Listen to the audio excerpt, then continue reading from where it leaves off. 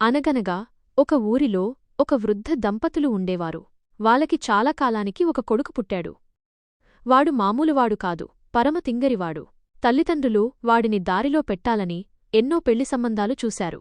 కాని మనోడు అది బాలేదు, ఇది బాలేదు అని వంకలు పెడుతూనే ఉన్నాడు.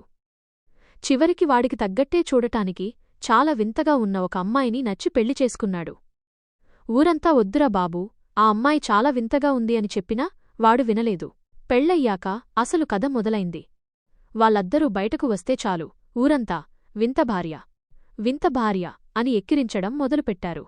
అది ఆ భర్తకి చాలా బాధ కలిగించింది. ఎలాగైనా తన భార్యని అందంగా మార్చాలని డిసైడైపోయాడు. వెంటనే భార్యతో, నేను అడవికి వెళ్లి తపస్సు చేస్తా, నాకు నేతి బొబ్బట్లు, అరిసెలు, లడ్లు అన్నీ వండు అని చెప్పాడు.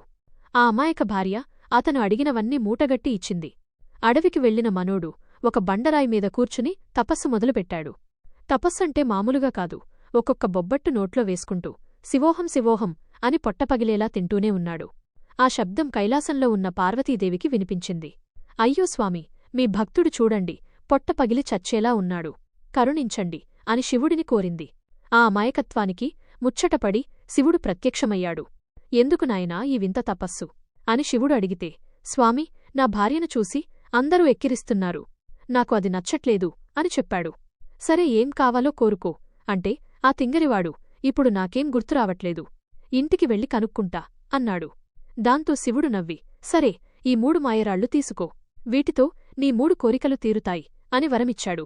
ఆనందంగా ఇంటికి వెళ్లిన భర్త భార్యకి విషయం చెప్పాడు. తెలివైన భార్య, మనం పేదవాళ్లం కదా, ఇల్లు, డబ్బు కోరుకుందా అంది. కాని భర్త వినలేదు. ఆవేశంగా మొదటి రాయిని విసిరి, నా భార్య అందగత్తిగా మారాలి అని కోరుకున్నాడు. అంతే, ఆమె అపురూప సుందరిగా మారిపోయింది. కాని ఆ ఆనందం ఎంతోసేపు నిలవలేదు.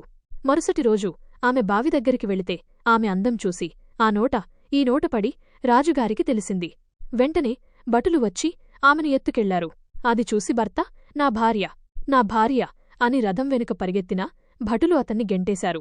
లబోదిబోమంటూ ఇంటికి వచ్చి రెండో రాయిని విసిరి, నా భార్య మళ్ళీ ఇంటికి వచ్చేయాలి అని కోరుకున్నాడు. క్షణంలో ఆమె ఇంటికి వచ్చింది. వస్తూనే భార్య తిట్టడం మొదలుపెట్టింది. నేను ముందే చెప్పాకదా, ఇల్లు డబ్బులడుగుదామని, ఇప్పుడు చూడు ఏమైందో, రాజుగారు నన్ను వదలరు, మళ్ళీ వస్తారు అని భయపెట్టింది. ఆ మాటతో భర్తకి భయం వేసింది. అయ్యో, ఈ అందం వల్లే కదా ఇదంతా, నాకు నువ్వే కావాలి, ఈ అందం వద్దు అంటూ కంగారులో 3వ రాయిని కూడా విసిరేసి, శివయ్య, నా భార్యని మళ్లీ మామూలుగా మార్చేయి అని కోరుకున్నాడు.